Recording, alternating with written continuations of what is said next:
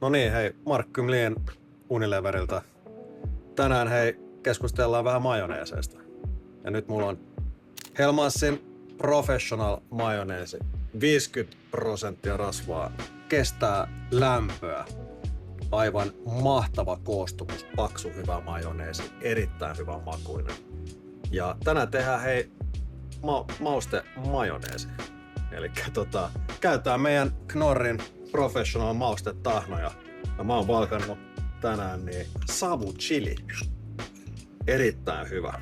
Elikkä Hellmannsin Professional majoneesi ja savuchili tahnaa. Knorrin savuchili tahnaa.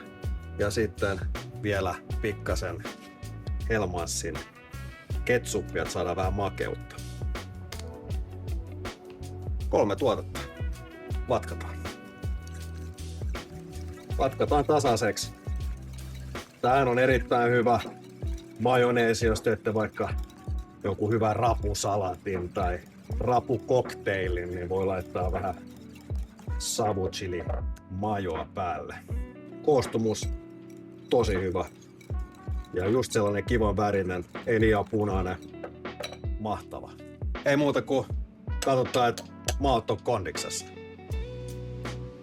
Ai että. Aivan fantastinen.